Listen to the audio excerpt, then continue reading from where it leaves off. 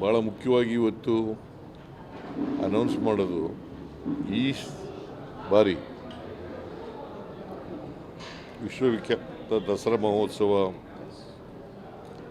ಉದ್ಘಾಟನೆಯನ್ನು ಬೂಕರ್ ಪ್ರಶಸ್ತಿ ವಿಜೇತರಾದಂಥ ಶ್ರೀಮತಿ ಬಾನು ಮುಸ್ತಾಕ್ ಅವರು ಉದ್ಘಾಟನೆ ಮಾಡಲಿದ್ದಾರೆ. ಬಾನು ಮುಸ್ತಾಕ್ ಅವರು ಅವರಿಗೆ ಕೃತಿ ಹೃದಯ ದೀಪ ಕೃತಿಗೆ ಬೂಕರ್ ಪ್ರಶಸ್ತಿ ಸಿಕ್ಕಿದೆ. ಕರ್ನಾಟಕದ ಒಬ್ಬ ಮಹಿಳೆಗೆ ಬೂಕರ್ ಪ್ರಶಸ್ತಿ ಸಿಗ್ತಾ ಇರ್ತಕ್ಕಂಥದ್ದು ಭಾಳ ಸಂತೋಷ ಆಗಿದೆ.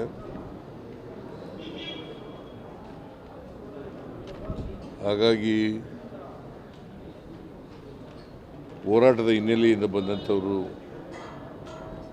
ಶ್ರೀಮತಿ ಬಾನು ಮುಸ್ತಾಕ್ ಅವರು ರೈತ ಸಂಘದಲ್ಲಿ ಕೆಲಸ ಮಾಡಿದರು, ಕನ್ನಡ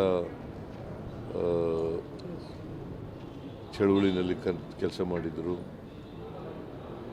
ಎಲ್ಲ ಪ್ರಗತಿಪರ ಚಿಂತಕರು. ಸೊ ಇಂಥವ್ರನ್ನ ಈ ಸಾರಿ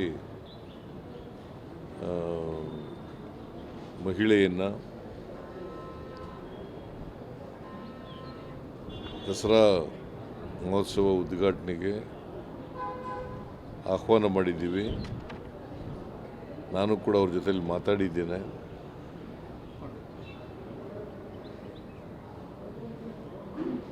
ದಸರಾ ಸೆಪ್ಟೆಂಬರ್ 22ಕ್ಕೆ ಪ್ರಾರಂಭ ಆಗುತ್ತೆ.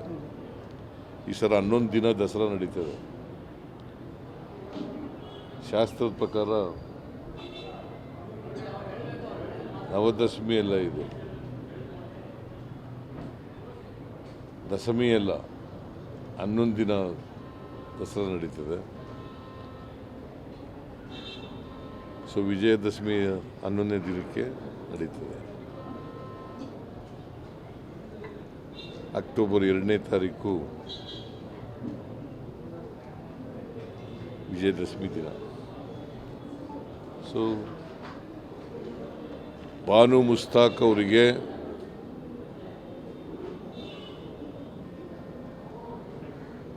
ಅವರನ್ನು ಗೌರವದಿಂದ ನಮ್ಮ ಜಿಲ್ಲಾ ಆಡಳಿತದವರು ಆಹ್ವಾನ ಕೊಡ್ತಾರೆ. ಇನ್ವೈಟ್ ಮಾಡ್ತಾರೆ.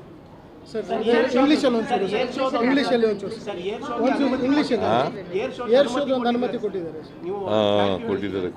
ಏರ್ ಶೋಗೆ ಅನುಮತಿ ಕೊಟ್ಟಿದ್ದಾರೆ. ನಾನು ಪತ್ರ ಬರೆದಿದ್ದೀನಿ ರಾಜನಾಥ್ ಸಿಂಗ್ ಅವರಿಗೆ. ಅವ್ರನ್ನೂ ಕೂಡ ದಸರಾ ವೀಕ್ಷಣೆಗೆ ಬರಬೇಕು ಅಂತೇಳಿ ಇನ್ವೈಟ್ ಮಾಡಿದ್ದೀನಿ.